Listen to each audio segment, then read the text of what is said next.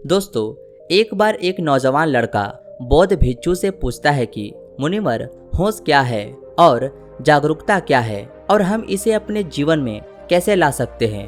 वह बौद्ध भिक्षु उस लड़के से कहते हैं, मैं तुम्हें एक छोटी सी घटना के बारे में बताता हूँ। एक बार बुद्ध अपने सैकड़ों भिक्षुओं को प्रवचन दे रहे थे और बुद्ध के सभी भिक्षु बुद्ध को बड़े ध्यान से सुन रहे थे।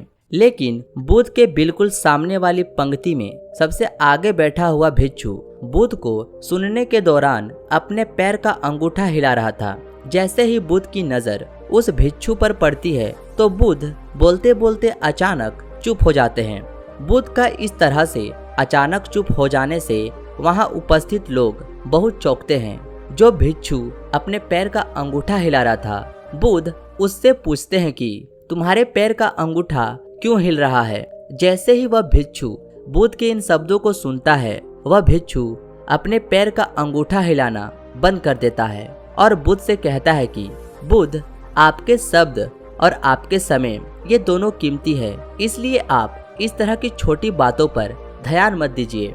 और वैसे भी मैं आपको सुन तो रहा था, तो इससे अंतर क्या पड़ता है कि मेरे पैर का अंगूठा हिल रहा था या नहीं। तो बुद्ध उस भिक्षु से पूछते हैं कि क्या तुमने अपना पैर का अंगूठा जानबूझकर हिला रहे थे। वह भिक्षु बुद्ध से कहता है कि नहीं बुद्ध, मुझे तो पता ही अब लगा है। बुद्ध कहते हैं, फिर यह छोटी बात नहीं है, क्योंकि अगर तुम्हारे पैर का अंगूठा तुम्हारे बिना मर्जी के हिल सकता है तो तुम्हारा मन भी तुमसे बिना तुम्हारे मर्जी के कुछ भी करवा सकता है। और यही कारण है कि व्यक्ति ऐसे पाप कर देता है जिन्हें करने के बारे में वह व्यक्ति सोच भी नहीं सकता था। उसके बाद वह भिक्षु बुद्ध से कहता है कि बुद्ध, मुझे क्षमा कीजिए, और जिसे मैं छोटी समस्या समझ रहा था, ये तो बहुत बड़ी समस्या है। कृपया कर मुझे बताइए कि इस बड़ी समस्या से छुटकारा कैसे पाएं। बुद्ध कहते हैं, होश के द्वारा और जागरूकता के द्वारा।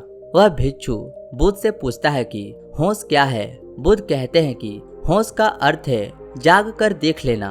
क्या तुमने यह ध्यान नहीं दिया कि तुम्हारे पैर का अंगूठा हिल रहा था, लेकिन जैसे ही तुम्हारा ध्यान उस पर गया, वह हिलना बंद हो गया। पूरे दिन में जब भी याद आए, खुद को जागरूकता के साथ देखो कि तुम क्या कर रहे हो और क्यों कर रहे हो। तुम्हें बेहोशी में जीने की आदत है, इसलिए तुम बार बार होश खो दोगे, लेकिन तुम्हें बार बार अपने होश को वापस लाना है। धीरे धीरे तुम पाओगे कि तुम्हारे अंदर ऐसा जागरण पैदा हो रहा है जिसे बेहोशी में बदलने का कोई उपाय नहीं है। उसके बाद वह बौद्ध भिक्षु उस नौजवान से पूछते हैं कि तुम इस घटना से क्या समझे। वह नौजवान लड़का कहता है कि होश का अर्थ है खुद को देखना। फिर वह बौद्ध भिक्षु उस लड़के से कहते हैं कि शुरुआत में जबरदस्ती जागरूक रहो और बाद में जागरूकता तुम्हारा स्वभाव बन जाएगा। दोस्तों, इस कहानी से आपको क्या सीख मिली, कमेंट कर जरूर बताएं।